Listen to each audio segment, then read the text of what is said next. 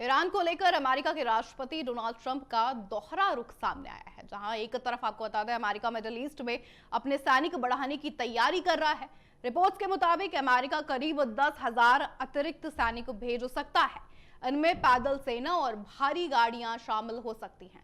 ये सैनिक आपको बता दें, वहां पहले से मौजूद जवानों के साथ तैनात किए जाएंगे। लेकिन दूसरी ओर ट्रंप ने बड़ा बयान देते हुए ये साफ कर दिया है कि वह ईरान के ऊर्जा ठिकानों पर अभी हमला नहीं करेंगे।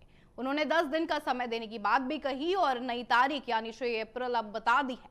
ट्रंप ने यह भी दावा किया है कि ईरान ने भरोसा दिखाने के लिए 10 तेल टैंकरों को गुजरने दिया है। उन्होंने आगे ये भी कहा कि टैंकर पाकिस्तान के झंडे वाले थे। अब इस पूरे मामले से ये साफ जरूर हो गया है कि एक तरफ सैन्य तैयारी हो रही है तो दूसरी तरफ बातचीत के संकेत भी लगातार दिए जा रहे हैं। अब दुनिया की नजरें इस पर है कि आगे क्या कुछ फैसला लिया जाता है जो सीधे तौर पर देश और दुनिया को प्रभावित करेगा।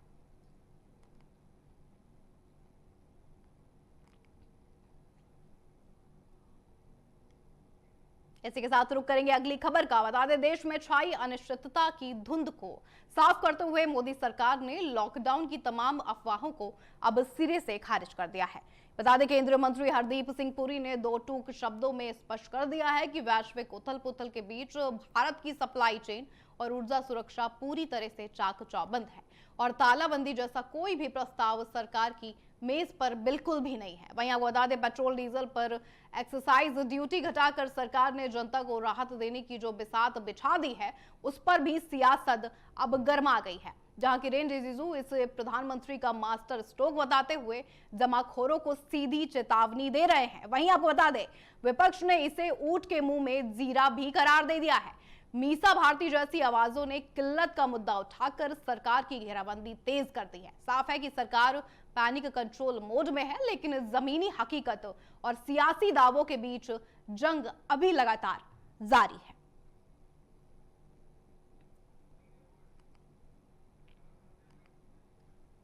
सबसे पहले तो पूरे जनता की ओर से प्रधानमंत्री जी को धन्यवाद देना चाहता हूं, क्योंकि इतना विपद काल में, जबकि एक क्षेत्र में युद्ध चल रहा है जहां से हमारा गैस पेट्रोलियम प्रोडक्ट सारे आते हैं, फिर भी ऐसे समय में इतना बड़ा कदम उठाना ये कोई मामूली कदम नहीं है। क्योंकि हमारे आम भारतीय लोगों को अपने जिंदगी में तकलीफ ना हो, इसका सोच प्रधानमंत्री जी ने आज दिखाया है। नहीं तो आप भी, आम आदमी भी समझ सकते हैं, हमारे देश में गैस और ऑयल कितने कम प्रोडक्शन होते हैं और हम बाहर से निर्भर रखते हैं। जो कदम उठाया है वो बहुत अच्छा कदम है और कोई भी सरकार फैसला करेंगे उसमें सारे विपक्षी दल भी साथ देंगे, ये विपक्ष के पार्टियों ने कहा है।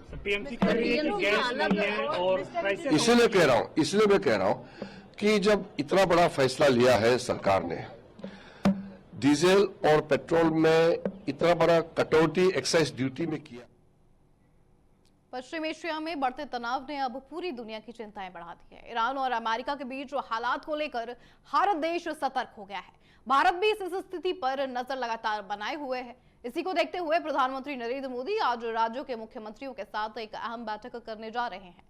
बता दें, इस बैठक में पश्चिम एशिया के हालात और उससे निपटने की तैयारियों पर लगातार चर्चा होगी। हालांकि इस बैठक को लेकर एक बड़ी बात भी अब सामने आई है। कुछ राज्यों के मुख्यमंत्रियों को इसमें शामिल नहीं किया गया है। हालांकि आपको बता दें, ममता बनर्जी और हिमंता बिश्व शर्मा इस बैठक का हिस्सा नहीं होने वाले हैं। अब सवाल ये लगातार उठ रहे हैं कि आखिर ऐसा क्यों किया गया, किन कारणों से कुछ राज्यों को इस मीटिंग से दूर रखा गया। सरकार की तरफ से अभी इस पर साफ जानकारी सामने नहीं आई है, लेकिन इस फैसले को लेकर अब चर्चाएं जरूर तेज हो गई हैं। फिलहाल सभी की नजर इस बैठक पर टिकी हुई है और ये देखना अहम हो जाएगा कि आगे क्या फैसले लिए जाते हैं। तो ये बड़ी बैठक होने वाली है जहां आपको बता दें, वीडियो कॉन्फ्रेंसिंग के जरिए लगातार चर्चा होगी।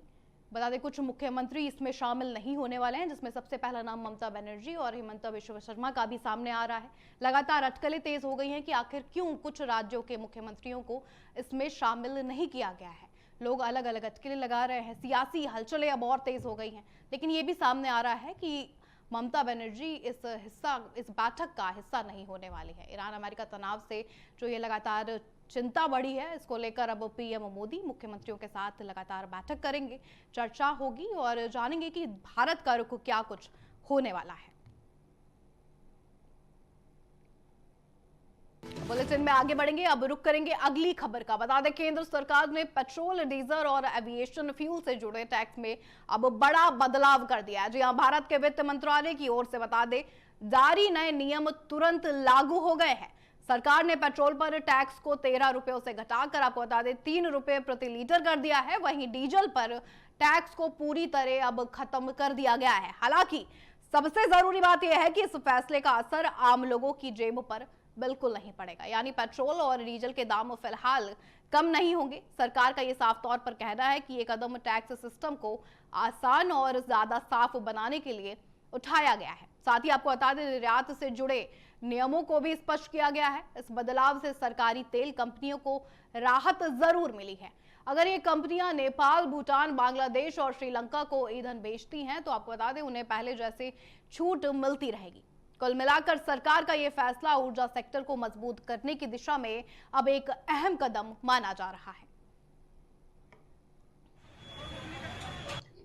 देखिए, पहले विषय, जब भी ऐसे दुनिया में संकट आता है और उसका प्रभाव भारत के ऊपर पड़ेगा, इससे पहले कोविड हो या अब हो, जिस तरीके से माननीय प्रधानमंत्री जी तुरंत इसको रिस्पॉन्ड करते हैं, जिससे जनता के ऊपर बोझ ना लगे और जनता के ऊपर ये कष्ट भी ना हो, किल्लत ना हो पेट्रोल और डीजल का और एलपीजी का भी। इस कारण अभी क्योंकि विदेश में मार्केट में दाम बढ़ रही है क्रूड का, उसके कारण पेट्रोल और डीजल का, एटीएफ का, माननीय प्रधानमंत्री जी ने ये चाहा कि कंज्यूमर का प्राइस बढ़ना नहीं है। उसके कारण हम निर्णय लिए हैं कि ऑयल मार्केटिंग कंपनीज को सपोर्ट दें और जिससे वो ज़्यादा दाम में खरीदने वाली चीज़ों को सरकार उनको मदद करेगी, मगर जनता के ऊपर रेट बढ़ाना नहीं होना चाहिए। दूसरा, बड़ा दाम विदेश में बढ़ रही है, उसके कारण ऑयल मार्केटिंग कंपनीज खरीदना रोकें। ये से हालत ना हो, वो फिर भी खरीदें, फिर भी ले आएं और हमारी जनता को समय समय पर सही क्वांटिटी जितना भी मिलना चाहिए उतना मिलने का इंतज़ाम करें। इसीलिए आज इस निर्णय के कारण सप्लाई कमी नहीं हो। रुक करेंगे अगली खबर का। बता दें, लोकतंत्र के मंदिर में इस वक्त सुधारों की एक्सप्रेस दौड़ रही है, तो दूसरी तरफ विरोध की चिंगारियां भी लगातार सुलग रही हैं। केंद्र सरकार ने राज्यसभा में आपको बता दें सीएपीएफ बिल पेश कर अर्धसैनिक बलों के ढांचे को बदलने की हुंकार भर दी है, तो लोकसभा में ट्रांसजेंडर अधिकारों पर नई लकीरें खींच दी गई हैं। इन सबके बीच बता दें, वित्त मंत्री निर्मला सीतारमण ने यह साफ कर दिया है कि मोदी सरकार के आर्थिक फैसले किसी मजबूरी का नतीजा नहीं होंगे, बल्कि विकसित भारत के संकल्प की सिद्धि भी होंगे। इसी विशेष रिपोर्ट में बात करेंगे कि कैसे एक तरफ आईपीएस प्रतिनियुक्त को लेकर पैरामिलिट्री फोर्स के गलियारों में हलचले हैं, तो दूसरी तरफ ट्रांसजेंडर बिल में स्व पहचान के अधिकारों को हटाकर सरकार ने एक नई बहस छेड़ दी है। देखिए खास रिपोर्ट।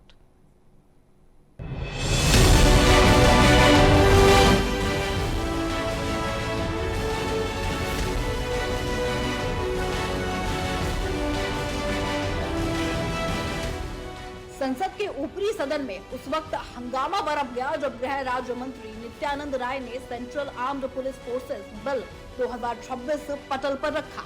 ये सिर्फ एक कानूनी दस्तावेज नहीं है, बल्कि देश की आंतरिक सुरक्षा की रीढ़ कहे जाने वाले सीआरपीएफ, बीएसएफ और आईटीबीपी जैसे बलों के भविष्य का नया खाका है।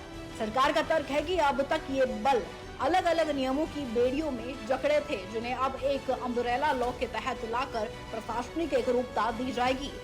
लेकिन इस सुधार की चमक के पीछे कैडर अधिकारियों का आक्रोश भी छिपा हुआ है। दशकों से अपनी पदोन्नति का इंतजार कर रहे अधिकारियों को डर है कि शीर्ष पदों पर आईपीएस अधिकारियों का दबदबा उनकी मेहनत पर पानी फेर देगा। इस बिल के प्रावधानों ने एक नई रार छेड़ दी है।